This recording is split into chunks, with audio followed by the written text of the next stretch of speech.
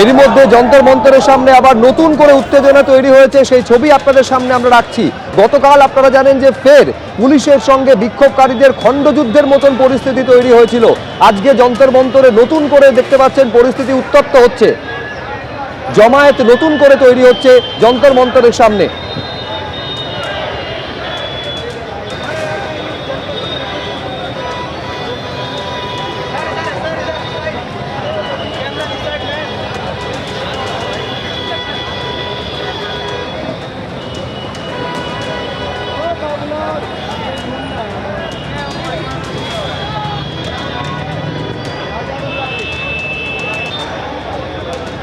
দিল্লির জনপদ মেট্রো স্টেশনের সামনের ছবি দেখতে পাচ্ছেন, যেভাবে নিট পরীক্ষার প্রশ্নপত্র ফাঁস হয়েছে এবং তার যে প্রতিবাদ, সেই প্রতিবাদ বিভিন্ন জায়গায় দেখা যাচ্ছে। জনপদ মেট্রো স্টেশনের সামনের ছবি দেখছেন।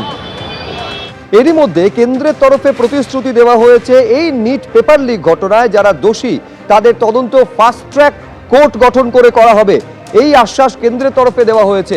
খোদ দেশের প্রধানমন্ত্রী সোশ্যাল মিডিয়া হ্যান্ডেলে এই কথা লিখেছেন। তিনি লিখছেন, কোনো কিছুই আমাদের যুব সম্প্রদায়ের কল্যাণ আর ভবিষ্যতের থেকে গুরুত্বপূর্ণ নয়। প্রশ্ন ফাঁসের তদন্তে আমরা ফাস্ট ট্র্যাক কোর্ট গড়ে অপরাধীদের দ্রুত শাস্তি নিশ্চিত করতে চাইছি। যারা আমাদের যুব সম্প্রদায়ের ভবিষ্যৎ নষ্ট করতে চায় তাদের ছাড়া হবে না।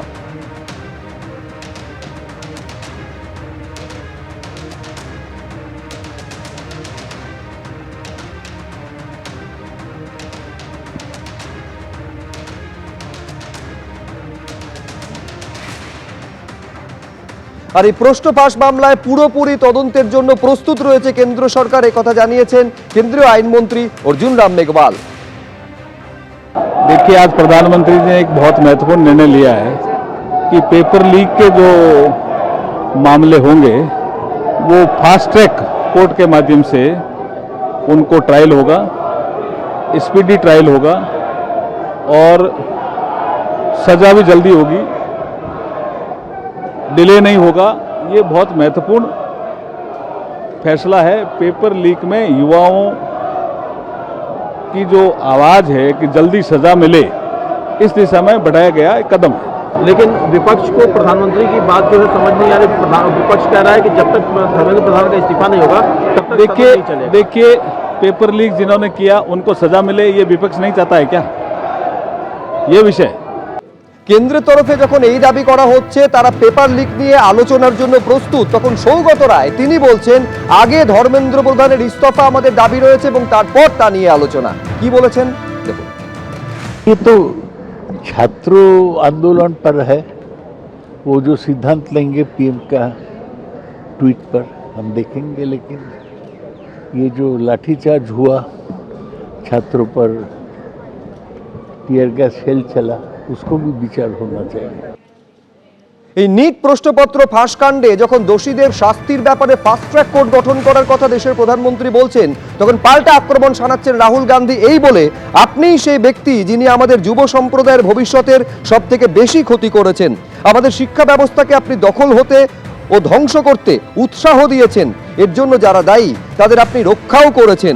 পড়ুয়াদের দাবি পরিষ্কার, ধর্মেন্দ্র প্রধানকে বরখাস্ত করুন, ছাত্রদের কাছে দুঃখ প্রকাশ করুন, যারা পড়ুয়াদের উপরে আক্রমণ করেছে তাদের বিরুদ্ধে ব্যবস্থা নিন।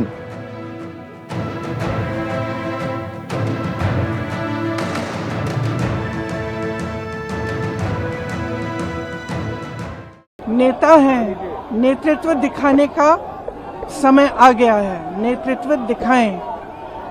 बच्चे कुछ कह रहे हैं, पहले उनकी बात सुने, उनकी मांगे क्या है। स्पष्ट मांगे हैं, धर्मेंद्र प्रधान रिजाइन करे। दूसरा कि जितने भी जिन्होंने इनको मारा है, पीटा है, उन पे कार्रवाई हो। तीसरी इनकी डिमांड, जितनी भी डिमांड है इनको पहले आप फुलफिल करो ना, इतना मुश्किल नहीं है। सिस्टम में भरोसा टूट गया है, बच्चों का, स्टूडेंट्स का भरोसा टूट गया है। तो सिस्टम द्वारा अगर आप कोई सोल्यूशन देंगे तो बच्चा उसको एक्सेप्ट नहीं करेगा। अगर उन्हें सोल्यूशन देना है वो बच्चों की बात सुने, जो बच्चों की मांगे हैं उनको पहले पूरी करें। নিট পরীক্ষার প্রশ্নপত্র ফাঁসকাণ্ডের প্রতিবাদে যন্তর মন্তরে আন্দোলনরত পড়ুয়াদের পাশে দাঁড়ালেন অভিনেতা সলমান খান।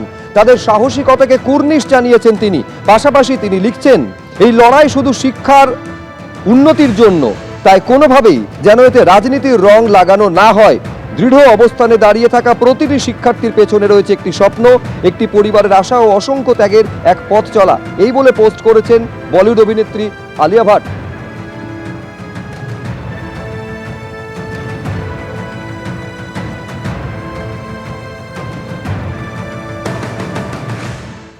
এবিপি আনন্দ, এগিয়ে থাকে, এগিয়ে রাখে।